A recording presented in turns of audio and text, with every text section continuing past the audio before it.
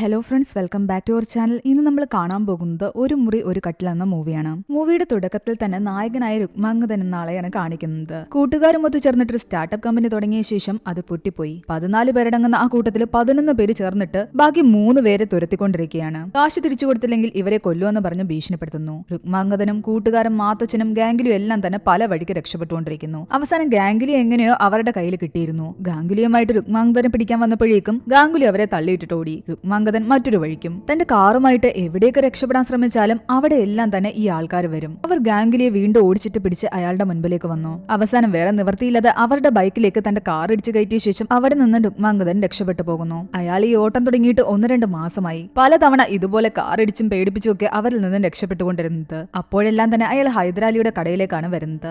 അവിടെ വന്ന് കാർ അയാളെ കൊണ്ട് നന്നാക്കിയിട്ട് വീണ്ടും ഇതുപോലെ എടുത്തുകൊണ്ട് പോകും. പകൽ മുഴുവൻ രുക്മാംഗദൻ എവിടെയെങ്കിലും കാർ നിർത്തിയിട്ട് ഉറക്കമായിരിക്കും. രാത്രി എല്ലാം തന്നെ അയാൾ ടാക്സി ഓടും. അതേസമയം മറ്റൊരിടത്ത് അക്കമ്മ എന്ന് പറയുന്ന ഒരു സ്ത്രീയെ കാണിക്കുന്നു. അവരുടെ ഹസ്ബൻഡ് അവർക്ക് കൊടുത്ത ഒരു കട്ടില് നന്നാക്കുകയായിരുന്നു അവർ. ആ കട്ടിൽ എന്ന് വെച്ച് കഴിഞ്ഞാൽ അവർക്ക് ജീവനാണ്. അതിനൊരു പോറല് പോലും സംഭവിക്കുന്നത് അവർക്ക് ഇഷ്ടമല്ലായിരുന്നു. ഈ അടുത്തിടെ അതിന് ചെറിയൊരു പ്രശ്നം പറ്റിയിട്ടാണ് അവർ ആശാരിയെ വിളിപ്പിച്ചത് നന്നാക്കുന്നത്. അതുപോലെ തന്നെയായിരുന്നു ഇവിടെ രുക്മാംഗദന് തന്റെ കാറും. ആ കാറെന്ന് വെച്ച് കഴിഞ്ഞാൽ അയാൾക്ക് ജീവനാണ്. ഹൈദരാലിയുടെയും രുക്മാംഗദന്റെയും സംസാരത്തിൽ നിന്ന് മനസ്സിലാകും അയാൾ എന്തോ ഒരു ലക്ഷ്യത്തോടു കൂടിയാണ് സിറ്റിയിലേക്ക് വന്നതെന്നും അതിന്റെ പിന്നാലെ തന്നെയാണെന്നും. ഇവിടെ അക്കമ്മ ആ കട്ടിൽ നന്നാക്കിയ ശേഷം അവിടെ നിന്നും പോകുന്നു. അവർ നേരെ ചെല്ലുന്നത് അവർ താമസിക്കുന്ന ബിൽഡിംഗിലേക്കാണ്. ആ ബിൽഡിംഗിൽ തന്നെയുള്ള അവരുടെ മറ്റൊരു റൂമില് മധുമിയ എന്ന് പറയുന്ന ഒരു പെൺകുട്ടി താമസിക്കുന്നുണ്ടായിരുന്നു. ആ പെൺകുട്ടിയുടെ റൂമിലാണ് ഇവർ ഈ കട്ടിലിട്ടിരുന്നത്. തന്റെ ഹസ്ബൻഡ് അവർക്ക് വേണ്ടി കൊടുത്ത കട്ടിലായിരുന്നെങ്കിൽ പോലും അയാൾ ഇവരെ ഉപേക്ഷിച്ച് പോയ ശേഷം അക്കമ്മയ്ക്ക് ആ കട്ടിൽ ആർക്കും കൊടുക്കാൻ തോന്നിയില്ല. മാത്രമല്ല ഹസ്ബൻഡ് ഇല്ലാതെ അവർ ആ കട്ടിൽ കിടക്കത്തുമില്ല. അതുകൊണ്ടാണ് ഈ പെൺകുട്ടിയുടെ റൂമിൽ ആ കട്ടിലിട്ടിരിക്കുന്നത്. ആ കട്ടിലിന്റെ സൈഡിലുള്ള 3 കാലുകൾ മാത്രം കാണാനില്ലായിരുന്നു. തന്റെ കയ്യിൽ നിന്ന് അത് എവിടെയോ മിസ്സായതാണെന്നാണ് അക്കമ്മ പറയുന്നത്. പുതിയത് ആശാരിയോട് പറഞ്ഞിട്ട് പണിയിപ്പിച്ചൂടെ എന്ന് ചോദിക്കുമ്പോൾ ഒറിജിനൽ കിട്ടിയാൽ മാത്രമേ ഞാൻ ഇതിൽ വെക്കൂ, വെറുതെ ഡ്യൂപ്ലിക്കേറ്റ് എന്ന് വാങ്ങി വെച്ചിട്ട് കാര്യമില്ല എന്ന് അവർ പറയുന്നു. അക്കമ്മയും അവരുടെ ഹസ്ബൻഡും 7 മാസവും 9 ദിവസവും കിടന്ന കട്ടിലാണിത്. 3 മാസമായിട്ട് മധുമിത ഇവരുടെ അടുത്ത് വാടകയ്ക്ക് താമസിക്കുകയായിരുന്നു. എന്നാൽ അവളുടെ ജോലിയൊന്നും തന്നെ ശരിയാകാത്ത കാരണം അവൾ ഇതുവരെയും വാടക കൊടുത്തിട്ടില്ല. അക്കമ്മയ്ക്ക് അതിലൊന്നും തന്നെ ഒരു പരാതിയുമില്ലായിരുന്നു. മധുമിയെ അവർക്ക് വളരെ കാര്യമാണ്. അതേസമയം രുക്മാംഗദൻ ഗാംഗുലിയും അയാളും താമസിക്കുന്ന റൂമിലേക്ക് എത്തി. ഗാംഗുലി രുക്മാംഗദനോട് പറയുന്നുണ്ട്, ഇനി നീ ഇവിടെ താമസിക്കുന്നത് ശരിയല്ല, അവന്മാർ എപ്പോ വേണമെങ്കിലും നിന്നെ അന്വേഷിച്ച് എന്തായാലും ഇവിടെ വരും. 14 പേരും കൂടെ ഷെയർ ഇട്ട് തുടങ്ങിയത് കൊണ്ട് തന്നെ ആ 11 പേരും ഒരുമിച്ച് ഇവരെ ടോർച്ചർ ചെയ്യുകയാണ്. അതിൽ ഏറ്റവും കൂടുതൽ ആൾക്കാർ ടോർച്ചർ ചെയ്തുകൊണ്ടിരിക്കുന്നത് രുക്മാംഗദനെയായിരുന്നു. എങ്ങനെയെങ്കിലും ആ കാശൊക്കെ കൊടുത്തു തീർക്കാനുള്ള നെട്ടോട്ടത്തിലായിരുന്നു രുക്മാംഗദൻ. അത് കാരണം അയാൾക്ക് എവിടെയെങ്കിലും പോയി താമസിക്കാൻ പോലും പറ്റില്ല. അവിടെയും വാടക കൊടുക്കാനുള്ള കാശ് അയാളുടെ കയ്യിലില്ല. അതുകൊണ്ട് പിന്നീട് കാറിൽ തന്നെ കിടന്നുറങ്ങാനോ അയാൾ തീരുമാനിച്ചു. അങ്ങനെ ഒരു ദിവസം ഇന്റർവ്യൂ അറ്റൻഡ് ചെയ്യാൻ പുറത്തേക്ക് പോയ മധുമിയ ഓടിക്കിതച്ചുകൊണ്ട് തിരിച്ചു വരുന്നു. അവള് ഗ്യാസിൽ വെള്ളം വെച്ച ശേഷം മറന്നുപോയിരുന്നു ഓഫാക്കാൻ. അത് കണ്ടുകൊണ്ട് അക്കമ്മയെ അവളുടെ അടുത്തേക്ക് വന്നു. ആ ഇന്റർവ്യൂ എന്തായെന്ന് ചോദിച്ചപ്പോൾ അതിന് പോകാൻ പറ്റില്ല എന്നാണ് അവൾ പറയുന്നത്. അടുത്തത് എന്തായാലും ശരിയാവുമെന്ന് അവൾ പറയുന്നുണ്ട്. അക്കമ്മ ശരിക്കും മലയാളിയായിരുന്നു. അവർ വിവാഹം കഴിച്ചത് ഒരു തമിഴ്നാട്ടുകാരനെയും. അയാളുടെ കൂടെ ജീവിച്ച് അയാളുടെ കൂടെ താമസിച്ച് ഇവരിപ്പോൾ കൂടുതലും തമിഴാണ് സംസാരിക്കുന്നത്. അവരുടെ ഭർത്താവിന്റെ പേര് മധുമയെ ചോദിച്ചെങ്കിലും അതവർ ഒരു തവണ പോലും പറയാൻ കൂട്ടാക്കിയിരുന്നില്ല. തന്റെ കയ്യിൽ കുറച്ച് കാശുണ്ട്, വാടക ഇനത്തിൽ ഞാനത് തരട്ടെന്ന് ചോദിക്കുമ്പോൾ അക്കമ്മ അവളോട് പറയുന്നുണ്ട്, തൽക്കാലം നീ ഇത് കയ്യിൽ വെക്ക്, കുറച്ചെടുത്ത് വീട്ടിലേക്ക് അയക്കാനാണ് പറയുന്നത്. അവർക്കും ആവശ്യങ്ങൾ ഉണ്ടാകില്ലേ. പിന്നീട് കാണിക്കുന്നത് മധുമയുടെ വീട്ടുകാരെയാണ്. അവളുടെ അമ്മ വന്ന് അവളുടെ അച്ഛനോട് പറയുന്നുണ്ട് മധുമിയ വിളിച്ചിരുന്നുവെന്ന്. അയാൾ പെട്ടെന്ന് ചോദിക്കുന്നുണ്ട് ആരെന്ന്. നമ്മുടെ മധുമിയ എന്ന് അവർ പറയുന്നു. മധുമിയ അവളുടെ അനിയത്തിയെ മാത്രമേ വിളിക്കാറുണ്ടായിരുന്നുള്ളൂ. അവളുടെ അനിയത്തി പലപ്പോഴും അവൾ എവിടെയാ താമസിക്കുന്നത് ചോദിച്ചിട്ട് പോലും മധുമിയ അതൊന്നും തുറന്നു പറഞ്ഞിരുന്നില്ല. ഇതിൽ നിന്ന് നമുക്ക് മനസ്സിലാക്കാം വീട്ടുകാരുമായിട്ട് പിണങ്ങിയാണ് അവൾ അവിടെ പോയി താമസിക്കുന്നതെന്ന്. എന്നാലും അവൾ സിറ്റിയിൽ ഏതൊരു ഭാഗത്താണ് താമസിക്കുന്നതെന്ന് ഊഹിച്ചിട്ട് അവളെ കണ്ടെത്താൻ വേണ്ടിയിട്ട് അവളുടെ അച്ഛൻ ഒരു വാഴക്കൊലയുമായിട്ട് അങ്ങോട്ട് പോകുന്നു. അവൾക്ക് ആ പഴം വളരെയധികം ഇഷ്ടമായിരുന്നു. എന്നാൽ അവിടെ എങ്ങും തന്നെ അന്വേഷിച്ചിട്ട് അയാൾക്ക് അവളെ കണ്ടെത്താൻ കഴിഞ്ഞില്ല. അവസാനം തളർന്ന് ഒരിടത്തിരിക്കുകയായിരുന്നു അയാൾ. ആ സമയത്ത് അക്കമ്മ അവിടെ തന്റെ സ്കൂട്ടർ സ്റ്റാർട്ട് ആകാതെ കഷ്ടപ്പെട്ടുകൊണ്ടിരിക്കുന്നത് അയാൾ കാണുന്നുണ്ടായിരുന്നു. അയാൾ പോയി അവരെ ഹെൽപ്പ് ചെയ്യുന്നു. അനാഥാശ്രയത്തിലെ കുട്ടികൾക്ക് ചോറുമായിട്ട് പോവുകയായിരുന്നു അക്കമ്മ. അതറിഞ്ഞ അയാളാകട്ടെ ആ വാഴക്കൊലയും അവർക്ക് കൊടുക്കുന്നു. ഇതും ആ കുട്ടികൾക്ക് കൊടുക്കാനാണ് പറയുന്നത്. വീട്ടിലെത്തിയ അയാളോട് ബാക്കിയുള്ളവർ ചോദിക്കുന്നുണ്ട് മോളെ കണ്ടോ അവൾക്ക് പഴം കൊടുത്തു എന്നൊക്കെ. എന്നാൽ കണ്ടില്ല എന്ന് അയാൾ പറയുന്നു. ആ പഴം എന്തെന്ന് ചോദിക്കുമ്പോൾ അത് വേറെ കുറച്ച് കുട്ടികൾക്ക് വേണ്ടി കൊടുത്തെന്നാണ് അയാൾ പറയുന്നത്. മറ്റുള്ളവരുടെ മക്കൾക്കൊക്കെ കിട്ടുമ്പോൾ അത് നമ്മുടെ മോൾക്ക് കിട്ടിയ പോലെയാകും. പക്ഷെ കറക്റ്റായിട്ട് അത് മധുമയുടെ കയ്യിൽ തന്നെ വന്നിരുന്നു. അക്കമ്മ ആ വാഴക്കൊലയിൽ നിന്ന് കുറച്ച് പഴം അവൾക്ക് വേണ്ടി കരുതി വെച്ചിരുന്നു. അവൾ അതും കഴിച്ചുകൊണ്ട് അക്കമ്മയെ വിളിക്കുന്നു. അവരവരുടെ ഹസ്ബൻഡും അവരും തമ്മിൽ ഒരുമിച്ചുണ്ടായിരുന്ന നിമിഷങ്ങളെ പറ്റിയൊക്കെ സംസാരിക്കുന്നുണ്ട്. അവരുടെ ഹസ്ബൻഡ് അവർക്ക് വെച്ച പേര് ത്രിപുര സുന്ദരി എന്നായിരുന്നു. അവൾ വീണ്ടും അയാളുടെ പേരെന്തായിരുന്നു ചോദിക്കുമ്പോൾ അക്കമ്മ അത് തുറന്നു പറയുന്നില്ല. പിന്നീട് കാണിക്കുന്നത് രുക്മാംഗദനെയാണ്. അയാളെ തേടി വന്ന ആ പാർട്ട്നേഴ്സ് എല്ലാം തന്നെ ഇയാളെ ആക്രമിക്കാൻ ശ്രമിക്കുമ്പോൾ അവരെ എല്ലാം അടിച്ചിട്ടിട്ട് രുക്മാംഗദൻ വീണ്ടും അവിടെ നിന്നും രക്ഷപ്പെടുന്നു. അയാളുടെ ബാക്കിലായിട്ടൊരു മുറിവ് പറ്റിയിരുന്നു. ഇത്തവണ അയാൾ ചെല്ലുന്നത് അയാളുടെ സുഹൃത്തായ മാത്തച്ഛന്റെ അടുത്തേക്കായിരുന്നു. ഗാംഗുലിയും മാത്തച്ഛനെയും രുക്മാംഗതനെയുമാണ് മറ്റു 11 പേരും ടാർഗറ്റ് ചെയ്തുകൊണ്ടിരിക്കുന്നത്. ഇതിപ്പോ ഒരാളെങ്ങാണുമായിരുന്നെങ്കിൽ അങ്ങ് കൊല്ലായിരുന്നു എന്നാണ് ഇവർ പറയുന്നത്. 11 പേരെ എങ്ങനെ കൊല്ലാനാണ്? ആദ്യവന്മാര് നേരിട്ട് വരുന്നതിന് മുമ്പ് ഗുണ്ടകളായിരുന്നു വിട്ടിരുന്നത്. അന്ന് ഇവരെല്ലാവരും ആ ഗുണ്ടകളിൽ നിന്നും ഓടി രക്ഷപ്പെടുകയായിരുന്നു. ഇപ്പോഴും ആ ഗുണ്ടകൾ ഇവരുടെ പുറകെ ഉണ്ട്. രുക്മാംഗതനെ എങ്ങനെയെങ്കിലും കയ്യിൽ കിട്ടാൻ നോക്കിയിരിക്കുകയായിരുന്നു ആ ഗുണ്ടകള്. അടുത്ത സീനിൽ കാണിക്കുന്നത് ഒരിടത്ത് ഇന്റർവ്യൂവിന് വന്നിരിക്കുന്ന മധുമയാണ്. എന്നാൽ അവളുടെ ആപ്ലിക്കേഷനിലെ പേര് മധുമിയ എന്നും PG സർട്ടിഫിക്കറ്റിലെ പേര് പാരിജാതം എന്നുമാണ്. അതെന്താ അങ്ങനെയെന്ന് ചോദിക്കുമ്പോൾ താൻ തന്റെ പേര് മാറ്റിയെന്നാണ് അവള് പറയുന്നത്. പേര് മാറ്റിയ സർട്ടിഫിക്കറ്റും മറ്റും അതിലുണ്ട്. പാരിജാതം എന്ന പേര് തനിക്കിഷ്ടമല്ല. തന്നെ എല്ലാവരും അതിന്റെ പേരിൽ കളിയാക്കുമായിരുന്നു. കുടുംബക്കാർ മുഴുവൻ കളിയാക്കാൻ തുടങ്ങിയതോടുകൂടി അവരെ എല്ലാം തന്നെ ഞാൻ എന്നിൽ നിന്നും അകറ്റി. ഇപ്പൊ ഞാൻ പാരിജാതമല്ല, മധുമിയാണ്. അവൾ അവിടെ ഇന്റർവ്യൂ അറ്റൻഡ് ചെയ്ത് തിരിച്ചു പോകുന്ന വഴിക്ക് നേരത്തെ രുക്മാംഗതന്റെ പിറകെ നടക്കുന്ന ആ ഗുണ്ടകളെ കാണിക്കുന്നുണ്ട്. അതിലൊരാൾക്ക് പരുക്ക് പറ്റിയ കാരണം ഇവർ ഹോസ്പിറ്റലിലേക്ക് വന്നായിരുന്നു. അവളെ കണ്ടതും അതിലൊരാൾ അവളെ ഫോളോ ചെയ്യാൻ തുടങ്ങി. അവളും ശരിക്കും അയാളെ കണ്ടു പേടിച്ചു. ഒരു വിധത്തിൽ അയാളുടെ കണ്ണ് വെട്ടിച്ച് ഒളിച്ചു നിൽക്കുകയായിരുന്നു അവൾ. ഇവർ തമ്മിലുള്ള ഇഷ്യൂ എന്താണെന്ന് നമുക്ക് മൂവിയുടെ അവസാനം മനസ്സിലാകും. രാത്രിയിൽ ഉറങ്ങാൻ കിടന്ന മധുമയ്ക്ക് ആരുടെ കോള് വരുന്നുണ്ട്. അവൾ ആ കോള് കട്ട് ചെയ്യുന്നു. കുറച്ചു കഴിയുമ്പോൾ അക്കമ്മ അവളെ വിളിച്ചിട്ട് ആഹാരം ഞാൻ കൊണ്ടുവന്നിട്ടുണ്ടെന്ന് പറയുന്നുണ്ട്. തനിക്ക് വിശപ്പില്ലാന്ന് പറഞ്ഞിട്ടും അവർ നിർബന്ധിച്ച് ഉള്ളിലേക്ക് കൊണ്ടുവന്ന് ആഹാരം വെക്കുന്നു. അവരാ കട്ടിലേക്ക് നോക്കിയിട്ട് പറയുന്നുണ്ട്, എന്റെ ഭർത്താവ് എന്നെ ആ കട്ടിലിൽ തനിച്ചാക്കി പോയ ദിവസം ഇന്നായിരുന്നു എന്ന്. രുക്മാംഗതൻ രാത്രിയിൽ ടാക്സിയിലിരുന്ന് കഴിച്ചുകൊണ്ടിരിക്കുകയായിരുന്നു. ആ സമയത്ത് അയാൾക്കൊരു കസ്റ്റമറിന്റെ ഓട്ടം വരുന്നു. ഈ പാതിരാത്രിയിൽ ഇത് ആരാണെന്ന് കരുതിയിട്ട് അയാൾ ആ റൈഡ് അക്സെപ്റ്റ് ചെയ്തു. അംബുജാക്ഷൻ എന്ന് പറയുന്ന ഒരാളായിരുന്നു അത്.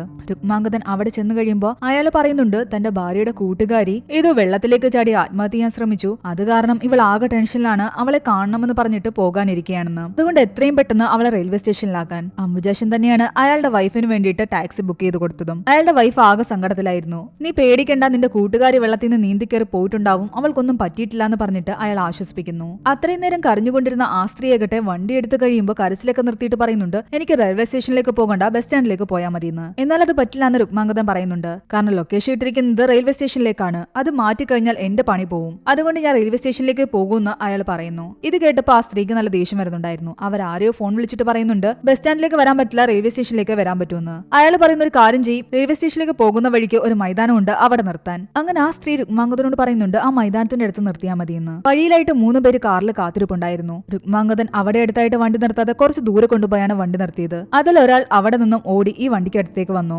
അയാൾ വണ്ടിക്കകത്ത് കയറിയിട്ട് രുക്മാംഗതനോട് പറയുന്നുണ്ട് താൻ തിരിച്ചുപോയി ആ വണ്ടിയുടെ അടുത്തേക്ക് നിർത്താൻ. അകത്തിരുന്ന ആ സ്ത്രീ ആകട്ടെ ആകെ സംശയത്തോടു കൂടി അയാളോട് ചോദിക്കുന്നുണ്ട്, നിങ്ങളാണോ അനിരുദ്ധൻ എന്ന്. അയാൾ ഒരു നിമിഷം പറയുന്നുണ്ട്, ഞാനല്ല, അനിരുദ്ധൻ കാറിലിരിപ്പുണ്ടെന്ന്, നമുക്ക് കാറിന്റെ അടുത്തേക്ക് പോകാമെന്ന്. എന്നാൽ രുക്മാംഗതൻ വണ്ടി എടുക്കുന്നില്ല. അയാൾ പുറത്തേക്ക് ഇറങ്ങിയ ശേഷം ഇയാളെ പിടിച്ചു പുറത്തിടുന്നു. എന്നിട്ട് നീ തന്നെയല്ലേ അനിരുദ്ധൻ എന്ന് ചോദിക്കുന്നുണ്ട്. ഒടുവിൽ കുറെ അടി കിട്ടി കഴിയുമ്പോൾ അയാൾ സമ്മതിക്കുന്നു. ശരിക്കും പറഞ്ഞാൽ ഈ സ്ത്രീ ഏതോ ഫേസ്ബുക്കിൽ പരിചയപ്പെട്ട അനിരുദ്ധന്റെ കൂടെ ഒളിച്ചോടുകയായിരുന്നു. എന്നാൽ ഈ അനിരുദ്ധനെ അവരിപ്പോഴാണ് നേരിട്ട് കാണുന്നത്. ആ സ്ത്രീ ശരിക്കും നല്ല രീതിയിൽ പറ്റിക്കപ്പെട്ടു. രുക്മാംഗതൻ അവരെ കുറെ വഴക്കം പറഞ്ഞ ശേഷം തിരിച്ച് അവരുടെ വീട്ടിലേക്ക് കൊണ്ടാക്കുന്നു. വീട്ടിൽ പോയി കോളിംബെല്ലടിച്ചിട്ടും അവരുടെ ഹസ്ബൻഡ് വാതിൽ തുറക്കുന്നുണ്ടായിരുന്നില്ല. കുറച്ചുനേരം രുക്മാംഗതനും അവിടെ തന്നെ വെയിറ്റ് ചെയ്യുന്നു. അയാൾ അപ്പോൾ പുറത്ത് എവിടെയോ പോയിട്ട് തിരിച്ച് വീട്ടിലേക്ക് വരികയായിരുന്നു. ഭാര്യയെ കണ്ടിട്ട് അയാൾ ചോദിക്കുന്നുണ്ട്, നീ നിന്റെ കൂട്ടുകാരുടെ അടുത്ത് പോയില്ലേ എന്ന്. അവര് പറയുന്നു, നിങ്ങൾ പറഞ്ഞ പോലെ തന്നെ അവൾ പെട്ടെന്ന് വെള്ളത്തിൽ നിന്നും കയറിപ്പോയിരുന്നു, അവൾക്കൊന്നും പറ്റിയില്ല എന്ന്. അത്രയും പറഞ്ഞിട്ട് അയാളുടെ ഭാര്യ അകത്തേക്ക് പോയി. അയാൾ തിരിച്ചു വന്ന് രുക്മാംഗതനോട് നന്ദി പറയുന്നുണ്ട്. താൻ എന്തായാലും അയാൾക്ക് നല്ല ഇടി കൊടുത്തല്ലേ എന്ന് ചോദിക്കുന്നു. അയാൾക്ക് ഓൾറെഡി മനസ്സിലായിട്ടുണ്ടായിരുന്നു അയാളുടെ വൈഫ് ഒരു അഫെയറിലായിരുന്നു എന്ന്. അവരെ ഫോളോ ചെയ്ത് പോകുന്നതിന്റെ ഇടയ്ക്ക് രുക്മാംഗതൻ അവരുടെ കാമുകനെ ഇടിക്കുന്നതും ഇയാൾ കണ്ടിരുന്നു. എന്തായാലും അയാൾക്ക് അയാളുടെ വൈഫിനെ തിരിച്ചു കിട്ടിയതിൽ ഒരുപാട് സന്തോഷമുണ്ടായിരുന്നു. ഇവിടെ മധുമയ്ക്ക് വീണ്ടും ആരുടെ കോള് വരുന്നു. അവൾ ആ കോൾ അറ്റൻഡ് ചെയ്യാതെ വീണ്ടും കട്ട് ചെയ്യുകയാണ്. പിറ്റേന്ന് വണ്ടിയിൽ കിടന്നുറങ്ങുന്ന രുക്മാംഗതനെ കണ്ടിട്ട് പോലീസുകാർ ഒന്ന് പറയുന്നുണ്ട്, ഈ വണ്ടിയിൽ പലതവണ നിങ്ങളെ പലയിടത്ത് വെച്ചും കണ്ടിട്ടുണ്ട്. ഈ പരിപാടി നടക്കില്ല എന്നും വണ്ടി ഇങ്ങനെ പലയിടത്ത് ഒതുക്കിയിട്ട് ഉറങ്ങുന്നത് ശരിയല്ല എന്നും താമസിക്കാൻ ഏതെങ്കിലും ലോഡ്ജ് മുറി നോക്കാനും അയാൾ പറയുന്നു. ഇനി ഇത് ആവർത്തിക്കില്ല എന്ന് പറഞ്ഞിട്ട് രുക്മാംഗതൻ അവിടെ നിന്നും പോയി. ഒരു ലോഡ്ജ് മുറി അന്വേഷിച്ച് അയാൾ പല റൂമുകളും നോക്കുന്നുണ്ടെങ്കിലും ഒന്നും തന്നെ വൃത്തിയുള്ളതായിരുന്നില്ല. അവിടെ വെച്ച് അതേ ലോഡ്ജിൽ തന്നെ താമസിക്കുന്ന ആ ഗുണ്ടകളെ അയാൾ കാണുന്നു. അവര് രുക്മാംഗതനെ കണ്ട് ആക്രമിക്കാൻ വന്നതും അവരെ ഇടിച്ചിട്ടിട്ട് അയാൾ അവിടെ നിന്നും രക്ഷപ്പെടുന്നു. ഇവിടെ നമ്മുടെ മധുമയ്ക്ക് ഒരു ജോലി സെറ്റായിരുന്നു. അതവൾ അക്കമ്മയോട് പറയുന്നു. തന്റെ കുറച്ച് സർട്ടിഫിക്കറ്റ് എടുക്കാൻ വീട്ടിൽ വരെ പോണം, അതുകൊണ്ട് ഒരു ദിവസത്തേക്ക് ഇവിടെ ഉണ്ടാകില്ല എന്ന് പറഞ്ഞിട്ട് ചാവി കൊടുക്കുന്നുണ്ട്. നീ ബസ്സിൽ പോകണ്ട, ഞാൻ ടാക്സി ബുക്ക് ചെയ്തരാന്ന് പറഞ്ഞിട്ട് അവരൊരു ടാക്സി ബുക്ക് ചെയ്യുന്നു. അത് നമ്മുടെ രുക്മാംഗതന്റെ ടാക്സി ആയിരുന്നു. എന്നാൽ ആദ്യം ആ റൈഡ് അക്സെപ്റ്റ് ചെയ്ത ശേഷം പിന്നീട് രുക്മാംഗതൻ ക്യാൻസൽ ചെയ്യുന്നു. കാരണം അയാളുടെ ഉറക്കം നഷ്ടപ്പെടുമായിരുന്നു. മധുമയെ വേണ്ടെന്ന് പറഞ്ഞിട്ടും അവർ അടുത്ത ടാക്സി നോക്കുകയായിരുന്നു. അതിന്റെ കാശൊക്കെ ഞാൻ കൊടുത്തോളാം, ഇന്നെന്റെ ഹസ്ബൻഡിന്റെ ബർത്ത്ഡേ ആണ്, അതിന്റെ സന്തോഷമാണ് എനിക്കെന്നും അവർ പറയുന്നു. ഇത് കേട്ട് മധുമയെ പറയുന്നുണ്ട്, നിങ്ങളെ ഉപേക്ഷിച്ചു പോയ അയാളെ ആലോചിച്ചിട്ട് നിങ്ങൾ ഇപ്പോഴും ഇരിക്കുന്നത് എന്തിനാ? എന്നാൽ അക്കമ്മ പറയുന്നുണ്ട്, അയാൾ ഒരിക്കലും എന്നെ ഇട്ടിട്ട് പോയതല്ല, ഞാനായിട്ട് അയാളെ പറഞ്ഞു വിട്ടതാ. അയാൾക്ക് അയാളുടെ ഗ്രാമത്തില് വേറെ ഭാര്യയും കുട്ടിയുണ്ടെന്നറിഞ്ഞിട്ട് ഞാൻ തന്നെയാണ് അയാളോട് തിരിച്ചു പോയിക്കൊള്ളാൻ പറഞ്ഞത്. അയാൾ എന്റെ കാലിലൊക്കെ വീണ് പറഞ്ഞു അങ്ങനെയൊന്നും തന്നെ ഇല്ലാന്ന്. പക്ഷെ എല്ലാ കാര്യങ്ങളും അറിഞ്ഞു വെച്ചുകൊണ്ട് അവരുടെ ജീവിതം നശിപ്പിക്കാൻ തോന്നാത്ത കാരണം ഞാൻ നിർബന്ധിച്ച് അയാളെ ഇവിടെ നിന്നും പറഞ്ഞു വിട്ടതാ. ഈ കാര്യങ്ങളെല്ലാം കേട്ടിട്ട് ആകെ ഷോക്കായി നിൽക്കുകയായിരുന്നു മധുമിയ. അക്കമ്മയും വിഷമത്തോടു കൂടി അവിടെ നിന്നും ഇറങ്ങിപ്പോകുന്നു. രുക്മാംഗതൻ തന്റെ കാർ ക്ലീനാക്കുന്ന സമയത്ത് അതിൽ നിന്നും ഒരു കവർ കിട്ടുന്നു. ആ കാറിലാകട്ടെ നമ്മുടെ അക്കമ്മയുടെ കട്ടിൽ നിന്നും മിസ്സായ 3 ചെറിയ കാലുകൾ ഉണ്ടായിരുന്നു. അവരെപ്പോഴോ ഈ കാറിൽ കുറെ സാധനങ്ങൾ കൊണ്ടുപോകുന്ന വഴിക്കോ മറ്റോ എങ്ങനെയോ മിസ്സായി ഈ കാറിൽ വന്നതായിരുന്നു. അതെങ്ങനെ അവിടെ വന്നു എന്നൊന്നും തന്നെ നമ്മളെ കാണിക്കുന്നില്ല. അതേസമയം നമ്മുടെ മധുമിയ വീട്ടിലെത്തി. എന്നാൽ അവൾ വാതിൽ തുറക്കുന്നേ ഉണ്ടായിരുന്നില്ല. അച്ഛനും അമ്മയും അനിയത്തിയും കാണാതെ റൂമിനുള്ളിൽ തന്നെ അടച്ചിരിപ്പായിരുന്നു. അവര് രാത്രി ഉറങ്ങാൻ കിടന്ന ശേഷമാണ് അവൾ പുറത്തിറങ്ങി കുളിക്കുകയും ആഹാരം കഴിക്കുകയും ഒക്കെ ചെയ്തത്. അവളുടെ വീട്ടുകാരും അവളെ പാരിജാതെന്ന് വിളിക്കുന്നത് പോലും അവൾക്ക് ഇഷ്ടമല്ലായിരുന്നു. അങ്ങനെ അവൾ അവിടെ നിന്ന് സർട്ടിഫിക്കറ്റും എടുത്ത് ജോലിക്ക് പോയി ജോയിൻ ചെയ്തിട്ടാണ് അക്കമ്മയുടെ അടുത്തേക്ക് തിരിച്ചു വരുന്നത്. രാത്രിയിൽ കട്ടിൽ കിടക്കാൻ നേരത്താണ് അവൾ ശ്രദ്ധിക്കുന്നത് അതിന്റെ മിസ്സായ ആ 3 ചെറിയ കാലുകൾ അതിൽ വന്നിരിക്കുന്നു. അവൾ അതിനെപ്പറ്റി ചോദിക്കാൻ അക്കമ്മയെ വിളിക്കുന്നു. താൻ പുതിയത് പണിത് അതിലിട്ടതല്ല എന്നും പഴയ കാലുകൾ തനിക്ക് തിരിച്ചു കിട്ടിയതാണെന്നും അവർ പറയുന്നുണ്ട്. ഇത്ര മാസമായിട്ടും അത് നഷ്ടപ്പെടാതെ അയാളുടെ കയ്യിൽ തന്നെ ഉണ്ടായിരുന്നു. രുക്മാംഗതൻ അത് ഹൈദരാലിയുടെ കയ്യിൽ ഏൽപ്പിച്ചിരുന്നു. അക്കമ്മയെ അറിയാവുന്നതുകൊണ്ട് തന്നെ അയാൾ അത് വന്ന് അക്കമ്മയുടെ കയ്യിൽ കൊടുക്കുകയും ചെയ്തു. അത് കട്ടിലിൽ തിരിച്ചിടുന്ന വഴിക്ക് ഹൈദരാലിയാകട്ടെ അവരോട് ചോദിക്കുന്നുണ്ട്, ഇത് കൊണ്ടുവന്ന ആളൊരു പാവമാണ്, അയാൾക്ക് താമസിക്കാൻ ഒരു സ്ഥലം വേണം, പകല് മാത്രം താമസിച്ചാൽ മതി, രാത്രി അയാൾ ഉണ്ടാകില്ല, അയാൾ ടാക്സി ഓടാൻ പോകും. അങ്ങനെയെങ്കിൽ മധുമിയ പകല് ജോലിക്ക് പോകുന്ന സമയത്ത് അയാൾക്ക് താമസിക്കാൻ അവളുടെ റൂം കൊടുത്താലോ എന്ന് അവർക്ക് തോന്നുന്നു. അവരതിനെപ്പറ്റി മധുമിയോട് സംസാരിക്കുന്നു. എന്നാൽ ഒരു ആണിന് വേണ്ടിയാണെന്നൊന്നും അവർ പറയുന്നില്ല, ഒരു പെൺകുട്ടിക്ക് വേണ്ടിയാണെന്നാണ് പറയുന്നത്. അവൾ വൈകുന്നേരം ജോലി കഴിഞ്ഞ് വരുമ്പോഴേക്കും ആ പെൺകുട്ടി അവിടെ നിന്നും പോകുമെന്നും പറയുന്നു. ഇത് കേട്ടപ്പോൾ അവൾക്ക് ഓക്കെ ആയിട്ട് തോന്നി. അവൾ അതിന് സമ്മതവും മൊഴി. ഹൈദരാലി രുക്മാംഗതനോട് പറയുന്നുണ്ട്, നിനക്ക് താമസിക്കാനുള്ള സൗകര്യങ്ങളെല്ലാം ഓക്കെ ആയിന്ന്. എന്നാൽ ഒരു കാരണവശാലും രാത്രിയിൽ അവിടെ തങ്ങാൻ പാടില്ല, പകല് മാത്രമേ തങ്ങാൻ പാടുള്ളൂ. അതൊരു ഭാര്യയും ഭർത്താവും താമസിക്കുന്ന റൂമാണെന്നാണ് തൽക്കാലം രുക്മാംഗതനോട് അവരെല്ലാം തന്നെ പറയുന്നത്. അന്ന് രാത്രി ടാക്സി ഓടുന്ന വഴിക്ക് രുക്മാംഗതൻ തന്റെ അച്ഛനെ കാണുന്നു. അയാളൊരു ഓട്ടോറിക്ഷ ഡ്രൈവർ ആയിരുന്നു. നീ എത്ര നാൾ ഇങ്ങനെ ഓടി ഒളിക്കും, ഒട്ടും സഹിക്കാൻ പറ്റില്ലെങ്കിൽ അവന്മാരെ അങ്ങ് കൊല്ലാനാണ് അയാൾ പറയുന്നത്. ആ കുറ്റം ഞാൻ ഏറ്റെടുത്തോളാം. എന്നാൽ അതൊന്നും കുഴപ്പമില്ല, പ്രശ്നങ്ങളൊക്കെ ശരിയാവുമെന്ന് പറഞ്ഞിട്ട് രുക്മാംഗതൻ അയാളെ ആശ്വസിപ്പിക്കുന്നു. പിറ്റേന്ന് ജോലി കഴിഞ്ഞ് വന്ന മധുമിയാകട്ടെ അക്കമ്മയോട് ചോദിക്കുന്നുണ്ട്, വരുമെന്ന് പറഞ്ഞ ആ പെൺകുട്ടി വന്നുവെന്ന്. അവള് വന്ന് താമസം തുടങ്ങിയെന്നാണ് അക്കമ്മ പറയുന്നത്. പക്ഷെ അവിടെ ഒരാൾ താമസിക്കുന്നതായിട്ട് എനിക്ക് തോന്നുന്നില്ല. അവരുടെ ഒരു സാധനം പോലും ആ റൂമിലില്ല, അടുക്കളയിൽ പോലും ഒന്നും തന്നെയില്ല. എന്നാൽ നീ അതൊന്നും കൂടുതൽ ആലോചിക്കേണ്ടെന്നാണ് അക്കമ്മ പറയുന്നത്. രാത്രിയിൽ ഒരിടത്ത് ടാക്സി നിർത്തിയിട്ടിരുന്ന രുക്മാംഗതനെ ആക്രമിക്കാൻ വീണ്ടും ആ ഗുണ്ടകൾ വരുന്നു. എന്നാൽ അയാൾ തിരിച്ചടിക്കുന്നു. ആ കൂട്ടത്തിലെ തലവനെ പിടിച്ച് നല്ല ഇടി കൊടുക്കുന്നതോടുകൂടി അയാൾ പേടിച്ചുപോയി. അയാളുടെ കയ്യിലുണ്ടായിരുന്ന തോക്കും എടുത്തുകൊണ്ട് ബാക്കിയുണ്ടായിരുന്ന 2 പേരെയും കൂടി പേടിപ്പിച്ചു. പിറ്റേന്ന് നമ്മുടെ മധുമിയ രാവിലെ പോകാൻ റെഡിയാവുകയായിരുന്നു. ഈ റൂമിൽ ആരെങ്കിലും താമസിക്കുന്നോ ഇല്ലയോ എന്ന് കണ്ടുപിടിക്കാൻ വേണ്ടിയിട്ട് അവൾ കുറച്ച് കാര്യങ്ങൾ ചെയ്യുന്നു. ചുളുങ്ങിക്കിടന്ന ബെഡ്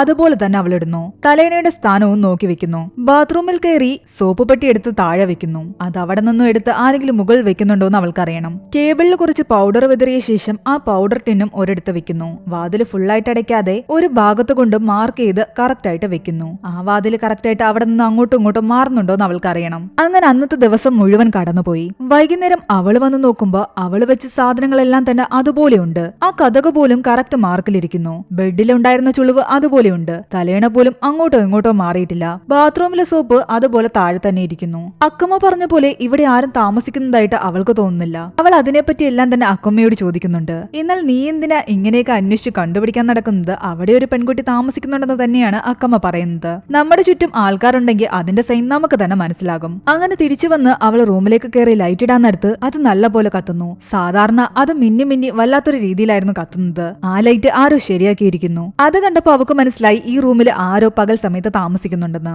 അത് നമ്മുടെ രുക്മാംഗതൻ തന്നെയായിരുന്നു. പകലെല്ലാം അയാൾ ആ റൂമിൽ കിടന്നുറങ്ങും. എന്നാൽ ആ ബെഡിലെ ബെഡ്ഷീറ്റിൽ കിടക്കാതെ വേറൊരു ബെഡ്ഷീറ്റ് വിരിച്ചിട്ട് അതിലൊരു സൈഡിലായിട്ട് അനക്കമൊന്നും ഉണ്ടാക്കാതെയാണ് അയാൾ കിടക്കുന്നത്. അയാളുടെ സാധനങ്ങളെല്ലാം റൂമിന്റെ ഒരു സൈഡിലുണ്ടാവും. ഉപയോഗം കഴിഞ്ഞിട്ട് അയാൾ വൈകിട്ട് പോകുമ്പോൾ ആ സാധനങ്ങളും കൊണ്ടുപോകും. അന്ന് ബെഡിൽ നിന്നും അവളുടെ മുടി അയാൾക്ക് കിട്ടി. അത് വെറുതെ ഒന്ന് നോക്കിയ ശേഷം അയാൾ അതുപോലെ അവിടെ തന്നെ ഇട്ടു. വൈകുന്നേരം അവൾ വരുന്നതിന് മുമ്പ് അയാൾ അലാറം വെച്ച് എഴുന്നേറ്റ് അവിടെ നിന്ന് പോകുമായിരുന്നു. എന്നാൽ ഇത്തവണ അലാറം അടിച്ചതൊന്നും തന്നെ അയാൾ അറിഞ്ഞില്ല.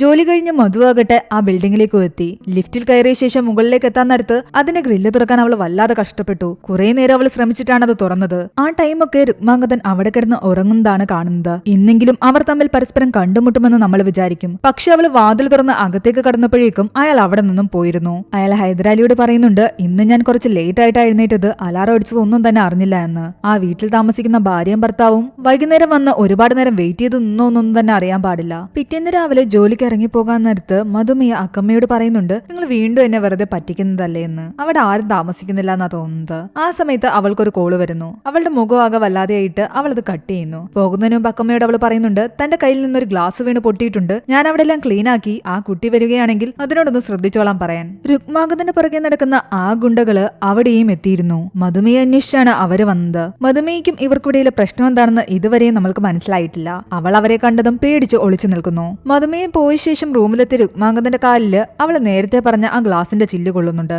ഇവിടുത്തെ ഭാര്യയും ഭർത്താവും അടികൂടിയിട്ട് ഗ്ലാസ്സൊക്കെയാണ് എറിഞ്ഞു പൊട്ടിക്കുന്നതെന്ന് ചിന്തിച്ചുകൊണ്ട് അയാൾ അതൊക്കെ എടുത്ത് മാറ്റിയിട്ട് അവിടെ കിടക്കുന്നു. അന്ന് വൈകുന്നേരം അവിടെ നിന്ന് ഇറങ്ങിയ ശേഷം ഹൈദരാലിയെ വിളിച്ചിട്ട് രുക്മാംഗതൻ പറയുന്നുണ്ട് താൻ മിക്കവാറും ഇവിടെ നിന്ന് തിരിച്ച് നാട്ടിലേക്ക് പോകുമെന്ന്. ഇവിടേക്ക് വന്ന കാര്യം ഏകദേശം സെറ്റാകാറായി. അക്കമ്മയുടെ വീട്ടിൽ എന്റെ സാധനം ഒന്നും തന്നെയില്ല, അതല്ല എന്റെ വണ്ടിയിലായിരിക്കുന്നത്. പിറ്റേന്ന് ജോലിക്ക് പോകാൻ ഇറങ്ങിയ മധുമയെ ആ ഗുണ്ടകള് വഴിയിൽ കാണുന്നുണ്ട്. അതിലൊരുത്തൻ ഇവളെ തന്നെ പിടിക്കാൻ നോക്കിയിരിക്കുകയായിരുന്നു. മറ്റേയാള് അത് തടയുന്നുണ്ട്. നമുക്ക് കിട്ടിയ കൊട്ടേഷൻ അനുസരിച്ച് ഇവളെ ഉപദ്രവിക്കുകയാണെങ്കിൽ കൊള്ളേണ്ട ആൾക്ക് കൊണ്ടോളൂ എന്ന് പറയുന്നുണ്ട്. എന്നിട്ട് തന്റെ കൂടെ ഉണ്ടായിരുന്ന ആളെ തള്ളിയിട്ട ശേഷം മധുമയുടെ പുറകെ ആ ഗുണ്ട പോയി. അവൾ ഓടിപ്പോയി ഒരിടത്ത് കാല് തട്ടി വീണു. പക്ഷെ കറക്റ്റ് സമയത്ത് രുക്മാംഗതൻ അവിടേക്ക് വണ്ടി എടുത്തുകൊണ്ട് വരികയും ഈ ഗുണ്ടയെ പിടിക്കുകയും ചെയ്യുന്നുണ്ട്. കാറ് വരുന്ന കണ്ടതും മധുമിയ അവിടെ നിന്നും ഓടിപ്പോയി. അവൾ നേരെ അക്കമ്മയുടെ അടുത്തേക്കാണ് പോകുന്നത്. തന്നെ ഒരു ഗുണ്ട ആക്രമിക്കാൻ വന്നു എന്ന് അവൾ പറയുന്നുണ്ട്. ജോലിക്ക് പോകാതെ പകൽ സമയം തിരിച്ചു വന്ന കാരണം അവൾ ചോദിക്കുന്നുണ്ട് തന്റെ റൂമിൽ ആ കുട്ടിയില്ലെങ്കിൽ ഞാൻ റൂമിലേക്ക് പോയിക്കോട്ടെ എന്ന്. അക്കമ്മ മുകളിൽ ചെന്ന് നോക്കുമ്പോൾ ഉള്ളിൽ ആളുണ്ടെന്ന് മനസ്സിലായി. അത് കാരണം അവർ പറയുന്നുണ്ട് തൽക്കാലം നീ വൈകുന്നേരം വരെ ഇവിടെ കിടന്നു, രാത്രിയാകുമ്പോഴേക്ക് പോയാ മതിയെന്ന്. അങ്ങനെ രാത്രിയിൽ എപ്പോഴോ മധുമിയ റൂമിലേക്ക് പോയി കട്ടിൽ കിടക്കുന്നു. അപ്പോഴാണ് അവൾ ശ്രദ്ധിക്കുന്നത് ആ കട്ടിലെല്ലാം തന്നെ ബ്ലഡാണ്. തറയിലും അവിടെ എവിടെയെല്ലാം തന്നെ ബ്ലഡ് ഉണ്ട്. അവൾ ശരിക്കും പേടിച്ചു. അക്കമ്മയെ വിളിച്ചിട്ട് അവൾ പറയുന്നുണ്ട് എനിക്ക് എന്റെ വീട്ടിൽ പോകണം, ഇതൊക്കെ കണ്ടിട്ട് പേടിയാകുന്നുവെന്ന്. എന്താ പറ്റിയെന്ന് അക്കമ്മ ഹൈദരാലിയെ വിളിച്ച് അന്വേഷിക്കുന്നു. ആ പയ്യൻ നടന്നു പോകുന്ന വഴിക്കൊന്ന് വീണതാ, അങ്ങനെ നെഞ്ചത്ത് നല്ലപോലൊരു മുറിവുണ്ടായി, ആ ബ്ലഡ് ആയിരിക്കും ബെഡിൽ കണ്ടതെന്ന് പറയുന്നു. ഇത് കേട്ട് അക്കമ്മയാകട്ടെ മധുമയോട് പറയുന്നുണ്ട് അതാ പെൺകുട്ടി എന്തോ മറിഞ്ഞു വീണ് അവളുടെ ദേഹം മുറിഞ്ഞതാ, അതിന്റെ ബ്ലഡ് ആണെന്ന്. ഇത് കേട്ടപ്പോഴാണ് അവൾക്ക് സമാധാനമായത്. എന്നാലും താൻ ഇവിടെ നിൽക്കുന്നില്ല, വീട്ടിലേക്ക് തിരിച്ചു പോവുകയാണെന്ന് പറഞ്ഞിട്ട് അവൾ അച്ഛനെ വിളിച്ചു വരുത്തുന്നു. അങ്ങനെ അവൾ വീട്ടിൽ തിരിച്ചെത്തി. കുറച്ചു കഴിയുമ്പോഴാകട്ടെ അവളുടെ അനിയത്തി അവളുടെ അച്ഛനോടും അമ്മയോടും പറയുന്നുണ്ട് ചേട്ടനും വന്നിട്ടുണ്ടെന്ന്. അങ്ങനെയെങ്കിൽ ചേട്ടന് ഇഷ്ടപ്പെട്ട ആഹാരം ഉണ്ടാക്കി കൊടുക്കാൻ വേണ്ടിട്ട് പറമ്പിലുണ്ടായിരുന്ന കുറെ പച്ചക്കറികൾ അവർ പറിച്ചുകൊണ്ട് പോകുന്നു. റൂമിലിരുന്ന മധുമയുടെ അടുത്തേക്ക് ഇവർ ഈ പറഞ്ഞ ചേട്ടൻ കയറി വരുന്നു. അത് നമ്മുടെ രുക്മാംഗതൻ തന്നെയായിരുന്നു. ശരിക്കും ഇവർ തമ്മിൽ ഭാര്യ ഭർത്താക്കന്മാരാണ്. പ്രണയിച്ച് വിവാഹം കഴിച്ച ഇവർക്കിടയിൽ എന്തൊക്കെയോ പ്രശ്നങ്ങൾ ഉണ്ടായിരുന്നു. രുക്മാംഗതന്റെ സ്റ്റാർട്ടപ്പും പൊളിഞ്ഞ് അയാളെ ഗുണ്ടകള് ആക്രമിക്കാൻ നടക്കുന്ന സമയത്ത്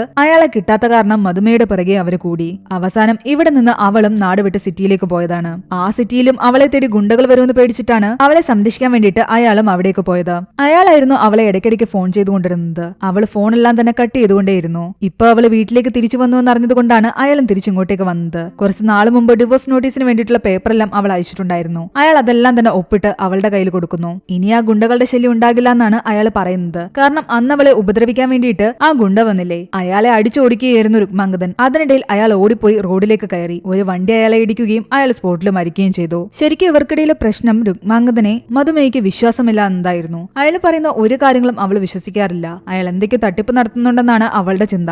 ചെയ്യാത്ത ഏതോ ഒരു കുറ്റത്തിന് രുക്മാംഗതൻ ജയിലിൽ പോയിരുന്നു. 1.5 വർഷം അയാൾ ജയിലിൽ കിടന്നു. അവസാനം അയാൾ നിരപരാധിയാണെന്ന് തെളിഞ്ഞപ്പോൾ കോടതി അയാളെ വെറുതെ വിട്ടു. നഷ്ടപരിഹാരവും അയാൾക്ക് വിധിച്ചു. 3 വർഷം മാത്രമാണ് അവർ ഒരുമിച്ചുണ്ടായിരുന്നത്. തന്റെ ബിസിനസ് നഷ്ടത്തിലായത് കാരണം നീ അതിന്റെ പേരിൽ ഇനി അനുഭവിക്കേണ്ട കാര്യമില്ല എന്ന് അയാൾ പറയുന്നു. നീ പറഞ്ഞതുപോലെ ഡിവോഴ്സിനുള്ള എല്ലാ കാര്യങ്ങളും ഞാൻ സെറ്റാക്കിയിട്ടുണ്ട്. നിന്നെ സംരക്ഷിക്കാൻ വേണ്ടിയിട്ടാ ഞാൻ ആ നാട്ടിലോട്ട് വന്നത്. അവിടെ ഒരു ഭാര്യയും ഭർത്താവും താമസിക്കുന്ന റൂമിൽ പകൽ സമയത്ത് ഞാൻ താമസിച്ചു. രാത്രി അവര് വരാറാവുമ്പോഴേക്കും ഞാൻ അവിടെ നിന്നും പോകും. ഇത് പറഞ്ഞാലും നീ വിശ്വസിക്കാൻ പോകുന്നില്ല. ആ റൂമെല്ലാം അതുപോലെ ക്ലീൻ ആക്കിയിട്ടിട്ടാണ് ഞാൻ അവിടെ നിന്നും തിരിച്ചിറങ്ങാറുള്ളത്. ഇയാൾ എന്നും കുളി കഴിഞ്ഞിട്ട് ആ കുളിമുറി പോലും ക്ലീൻ ആക്കുമായിരുന്നു. കിച്ചണിലെ ഗ്യാസ് ഒന്നും ഉപയോഗിക്കില്ല. തന്റെ കയ്യിലുണ്ടായിരുന്ന ചെറിയ ഗ്യാസിലാണ് അയാൾ ആഹാരം പാകം ചെയ്തിരുന്നത്. ബെഡ് പോലും ചുളുക്കാതെ ഒരു സൈഡിൽ തന്റെ ബെഡ്ഷീറ്റ് വിരിച്ചു കിടന്നു. അങ്ങനെ താൻ അവിടെ താമസിക്കുന്നുണ്ടെന്ന് ഒരു സൂചനയും കൊടുക്കാതെ ആ ഭാര്യയും ഭർത്താവും കിടന്നുറങ്ങുന്ന കട്ടിലിൽ ഞാൻ കിടന്നുറങ്ങി. ആ ഗുണ്ട എന്നെ ഇന്നലെ ആക്രമിച്ച കാരണം എനിക്ക് മുറിവ് പറ്റി. ഞാൻ ആ ബെഡിൽ കിടക്കുന്നതിനിടയ്ക്ക് ബ്ലഡ് എല്ലാം തന്നെ അതിലാവുകയും ചെയ്തു. അതുകൊണ്ടാണ് ഞാൻ രാത്രി അവിടെ നിന്ന് ഇറങ്ങി പോയത് തന്നെ. ഇതെല്ലാം കേട്ടപ്പോൾ മധുമയ്ക്ക് തോന്നുന്നുണ്ട് തന്റെ റൂമിൽ കിടന്നിരുന്നത് രുക്മാംഗതൻ തന്നെയായിരിക്കുമെന്ന്. അയാൾ പോകാൻ ഇറങ്ങാൻ നേരത്ത് അവളോട് പറയുന്നുണ്ട് നീ എന്തായാലും ഇത് വിശ്വസിക്കാൻ പോകുന്നില്ല, അതുകൊണ്ട് ഇത് ഒരു കള്ളവായിട്ട് തന്നെ നീ കരുതിയാൽ മതി. പുറത്തേക്കിറങ്ങിയ ശേഷം അയാൾ അവളുടെ അച്ഛനോടും അമ്മയോടും പറയുന്നുണ്ട് അവൾ ആഗ്രഹിച്ച പോലെ അവൾക്ക് ഞാൻ ഡിവോഴ്സിനുള്ള കാര്യങ്ങളെല്ലാം ചെയ്തു കൊടുത്തിട്ടുണ്ട്. അച്ഛൻ തന്ന കാശിന് വാങ്ങിയ വണ്ടി ആയതുകൊണ്ട് തന്നെ അച്ഛൻ തന്നെ വെച്ചു എന്ന് പറഞ്ഞിട്ട് ആ വണ്ടിയുടെ താക്കോലും അയാളുടെ കയ്യിൽ കൊടുത്തു. ആ സമയം മധുമിയ അക്കമ്മയെ വിളിച്ചിട്ട് ചോദിക്കുന്നുണ്ട് ആ റൂമിൽ താമസിച്ചത് ശരിക്കും പെൺകുട്ടി തന്നെയാണോ എന്ന്, എന്നോട് സത്യം പറഞ്ഞേ പറ്റൂന്ന്. അപ്പോഴവർ പറയുന്നുണ്ട് അതൊരു പെൺകുട്ടിയല്ല, ഒരു പുരുഷനാണെന്ന്. അതോടുകൂടി മധുമയ്ക്ക് മനസ്സിലായി തന്റെ ഹസ്ബൻഡ് പറഞ്ഞ കാര്യങ്ങളെല്ലാം സത്യമായിരുന്നുവെന്ന്. അവൾ അക്കമ്മയോട് പറയുന്നുണ്ട് അത് വെറൊരു പുരുഷനല്ല, എന്റെ ഹസ്ബൻഡാണ്, അയാളുടെ പേര് രുക്മാംഗതൻ എന്നാണ്. ഇത്രയും കാലം ഞാൻ അയാൾ പറഞ്ഞതൊന്നും തന്നെ വിശ്വസിച്ചില്ല. എനിക്ക് തോന്നുന്നത് അക്കമ്മയുടെ കാര്യത്തിൽ അങ്ങനെ തന്നെയാണെന്നാണ്. അക്കമ്മ വിചാരിക്കുന്ന പോലെ അക്കമ്മയുടെ ഹസ്ബൻഡിന് വേറെ ഫാമിലി ഒന്നും തന്നെ ഉണ്ടാകാൻ ചാൻസ് ഇല്ല. അയാൾ അക്കമ്മയുടെ കാല് പിടിച്ച് പറഞ്ഞതല്ലേ അയാളുടെ ജീവിതത്തിൽ അക്കമ്മ മാത്രമേ ഉള്ളൂ എന്ന്. അതുകൊണ്ട് അക്കമ്മ എത്രയും പെട്ടെന്ന് അയാളെ കണ്ടെത്തണം. അക്കമ്മ നേരിൽ കണ്ടിട്ടില്ലല്ലോ അയാളുടെ ഫാമിലിയെ. നേരിൽ കണ്ടാൽ മാത്രമേ അത് വിശ്വസിക്കാൻ പാടുള്ളൂ. അത് കേട്ടതും അക്കമ്മ ആകെ തകർന്നു പോയിരുന്നു. നീ പറഞ്ഞത് സത്യമാ, അയാൾക്ക് വേറെ ഫാമിലി ഒന്നും തന്നെയില്ല. അയാൾ അവർക്ക് വേണ്ടിയിട്ട് കൊടുത്ത കാസറ്റിന്റെ ഒരു സൈഡ് മാത്രമാണ് അവർ ഇത്രയും നാളും കേട്ടുകൊണ്ടിരുന്നത്. അതിലൊരു പാട്ടായിരുന്നു ഉണ്ടായിരുന്നത്. എന്നാൽ മറു സൈഡില് അയാളുടെ ഒരു ശബ്ദമായിരുന്നു ഉണ്ടായിരുന്നത്. അയാളുടെ ജീവിതത്തിൽ അവരല്ലാതെ മറ്റൊരു സ്ത്രീ ഇല്ല എന്നും പല ആൾക്കാരും ഇവരോട് കള്ളം പറഞ്ഞതാണെന്നുമാണ് അയാൾ അതിലൂടെ പറയുന്നത്. പക്ഷെ അയാൾ എത്രയൊക്കെ പറഞ്ഞിട്ടും അക്കമ്മ വിശ്വസിക്കാത്ത കാരണം അയാൾ ഇവരുടെ ജീവിതത്തിൽ നിന്നും ഒഴിവായി കൊടുത്തതാണ്. ഇവരെ വിട്ടു പോയതിന്റെ പിന്നാലെ തന്നെ അയാൾ മരിക്കുകയും ചെയ്തിരുന്നു. ഇനി താൻ തിരിച്ചു പോയിട്ടും ഒരു കാര്യമില്ല എന്നാണ് അക്കമ്മ പറയുന്നത്. അയാളുടെ പേര് മെയ്യഴകൻ എന്നാണ്. അയാൾ അങ്ങനെ സംസാരിക്കുന്ന ആ വാക്കുകൾ കേട്ടിട്ട് മധുമയെ പോലും ആകെ തകർന്നു പോയിരുന്നു. അക്കമ്മ അവളോട് പറയുന്നുണ്ട്, എന്റെ പുരുഷനെ എനിക്കിന് തിരിച്ചു കിട്ടില്ല, അയാൾ മരിച്ചുപോയി. പക്ഷെ നിന്റെ പുരുഷൻ ഇപ്പോഴും ജീവനോടെയുണ്ട്. അത് കേട്ടതും മധുമയ്ക്ക് അവര് പറയുന്നതിന്റെ അർത്ഥം മനസ്സിലായി. അവൾ പൊട്ടിക്കരയാൻ തുടങ്ങിയിരുന്നു. അവളുടെ അച്ഛനും അമ്മയും വന്ന് കാര്യം അന്വേഷിക്കുന്നു. അവൾക്ക് രുക്മാംഗതനെ പിരിയാൻ താല്പര്യമുണ്ടായിരുന്നില്ല. അവളുടെ അനിയത്തി പറയുന്നുണ്ട്, ചേച്ചി കാറും എടുത്തുകൊണ്ട് പിറകെ പോകാൻ, ചേട്ടൻ കവലയിൽ എത്തിയിട്ടേ ഉണ്ടാകുകയുള്ളൂ. അവൾ അങ്ങനെ കാറും എടുത്തുകൊണ്ട് അയാളുടെ പിറകെ പോയി. കവലയിൽ നിന്നിരുന്ന രുക്മാംഗതനെ ഓടിപ്പോയി അവൾ കെട്ടിപ്പിടിക്കുന്നു. ഞാൻ അവളുടെ താലിച്ചരടും പൊട്ടിച്ചോടാൻ നോക്കിയപ്പോ അവൾ എന്നെ പിറകെ വന്ന് പിടികൂടിയതാണെന്നാണ് അവിടെ നിന്ന് ആൾക്കാരോടെല്ലാം തന്നെ അവൾ പറയുന്നത്. ഇവിടെ അക്കമ്മയാകട്ടെ വർഷങ്ങൾക്ക് ശേഷം ആ കട്ടിലിൽ വന്ന് കിടക്കുന്നു. അവരുടെ ഹസ്ബൻഡ് അവരെ ഒരു രീതിയിലും ചീറ്റ് ചെയ്തിട്ടില്ലായിരുന്നു എന്നുള്ള സത്യം അവർ മനസ്സിലാക്കിക്കൊണ്ട് ചിരിച്ചുകൊണ്ട് അവിടെ തന്നെ കിടക്കുകയാണ്. മറുസൈഡിലെ രുക്മാംഗതനും മധുമയും ഒന്നിച്ചു. ഇതോടുകൂടി ഈ ഒരു മൂവി അവസാനിക്കുന്നു. ഈ മൂവിയുടെ സ്റ്റോറി എങ്ങനെയുണ്ടായിരുന്നു നിങ്ങൾ താഴെ കമന്റ് ചെയ്യുക. എക്സ്പ്ലനേഷൻ ഇഷ്ടപ്പെട്ടെങ്കിൽ വീഡിയോ ലൈക്ക് ചെയ്യാനും ചാനൽ സബ്സ്ക്രൈബ് ചെയ്യാനും മറക്കണ്ട.